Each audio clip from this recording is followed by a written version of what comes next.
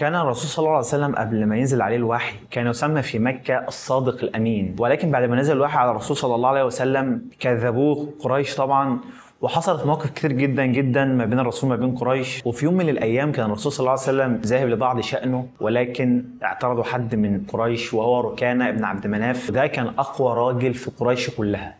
اعترض الرسول صلى الله عليه وسلم وقال له انا عايز ابرزك، فالرسول قال له صلى الله عليه وسلم قال له انا هبرزك وهصارعك بس بشرط لو انا صرعتك تؤمن وتسلم بي.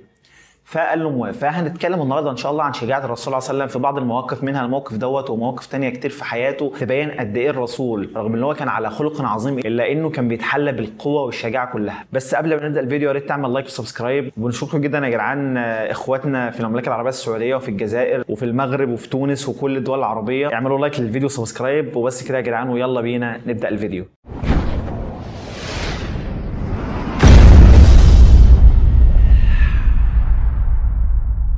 بتبتدي قصتنا مع الرسول صلى الله عليه وسلم واللي كان ماشي في يوم من الايام في بعض شأنه شعاب مكه بالنهار، واللي اعترضوا رجل اقوى راجل في قريش وهو ركانه ابن عبد مناف، وده كان يقرب الرسول صلى الله عليه وسلم، كان ابن عم الرسول. الرسول قال له اتبعني يا ركانه وانت يعني ربنا هيكرمك. فقال له لو انا اعرف ان انت على حق كنت اتبعتك. الرسول قال له انا مستعد ان انا اصارعك ولو غلبتك هتؤمن بيا. فقال له انا موافق. وكان يتميز على ركانه زي ما قلنا الشجاعه والقوه، كان اقوى راجل في قريش، كان اقوى من حمزه بن عبد المطلب، وكان اقوى من عمر بن الخطاب، وكان اقوى من عمرو بن هشام اللي هو ابو جهل. فالرسول صلى الله عليه وسلم دخل عليه فالمره الاولانيه فالرسول صرعه، اتخانقوا مع بعض فالرسول صرعه وقعوا على الارض، فغضب ركانه وقال له مره اخرى.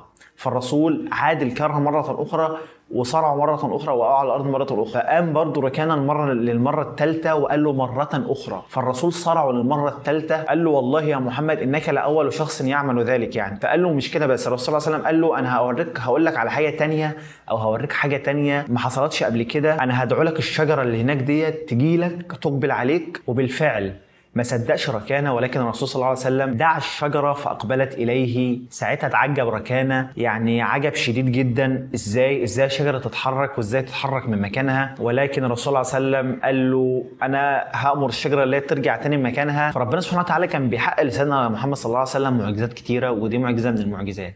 فرجع ركانه الى قومه وقال يا قوم والله لقد رايت العجب العجاب، لقد رايت محمدا وهو اكبر ساحر موجود في قريش كلها، وانتوا لو انتوا استعملتوا السحر بتاعه في اللي انتوا تقضوا على اعدائكم هتنجحوا نجاح شديد وهتحتلوا جزيره العرب كلها. وبعد الفتره دي فتره مش بسيطه جاله يزيد ابن ركانه وقال له يا محمد انا عايز اخد ثأر والدي منك. وقال له انا هبرزك ولكن احنا هحط لك شرط من الشروط، انت لو انت صرعتني على كل صرعه هتاخد 100 راس غنم. الرسول صلى الله عليه وسلم عمره ما ابتدى بمشكله، ولكن هو اللي بدا يزيد بن ركانه، ودخل الرسول صلى الله عليه وسلم معاه صراع وصرعه وقعوا على الارض برضه، وكان يتميز برضه بالقوه الشديده. فكده 100 غنم.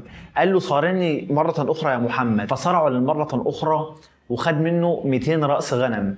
المره الثالثه صرعه وخد منه 300 راس غنم كاملين. فقال له يا محمد والله يا محمد انك اول شخص يعمل ذلك بك. كان طبعا يتميز زي والده بالظبط بالشجاعه وبالقوه. فقال الرسول صلى الله عليه وسلم عشان كده انا اشهد ان لا اله الا الله وانك رسول الله. واسلم يزيد بن ركانه، والرسول بعد ما اسلم ردوا له على حاجته وردوا له اغنامه له. الرسول صلى الله عليه وسلم كان راجل عظيم وكان اعظم شخصيه في التاريخ. الموقف الثالث معانا في غزوه حنين لما ضاقت عليهم الارض بما رحبت المسلمين، لما اتباهوا بكثرتهم واتباهوا باللي هم يعني حاجه ما حصلتش، واللي هم عددهم كبير جدا على هوزان. ولكن حصلت المشكله وفجأت هوزان المسلمين والرسول صلى الله عليه وسلم وفر المسلمين. جزء كبير جدا من المسلمين فر من المعركه، ولكن الرسول جاء وقال انا النبي لا كذب انا ابن عبد المطلب بصوت عال جدا.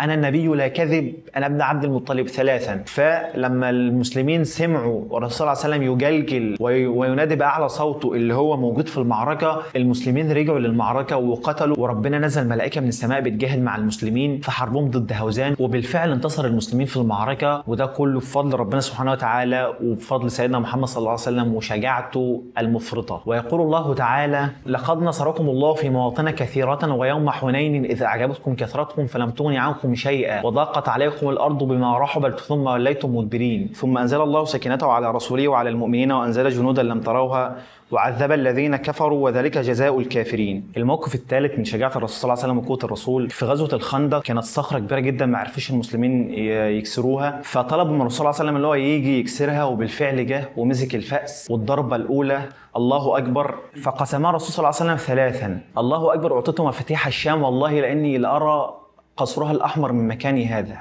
وفي الضربة الثانية كبر وقال الله أكبر والله إني لأرى مفاتيح فارس، إني لأجد مفاتيح فارس والله لأني لأجد قصرها الأبيض من مكاني إن شاء الله. في المرة الثالثة قال والله لأني أبصر أبواب صنعاء من مكاني هذا. طبعا الرسول صلى الله عليه وسلم من الموضوع دوت قال للمسلمين اللي هم هيفتحوا الشام وهيفتحوا العراق وهيفتحوا اليمن، وبالفعل افتتحت الشام وافتتحت العراق في عهد سيدنا عمر بن الخطاب رضي الله عنه، وافتتحت اليمن بعدها في عهد سيدنا عثمان بن عفان رضي الله عنه. بس كده يا جدعان، يعني أرجو اللي احنا ما نكونش طولنا عليكم يعني، وبس كده اضغط لايك للفيديو واعمل سبسكرايب. السلام عليكم ورحمة الله وبركاته.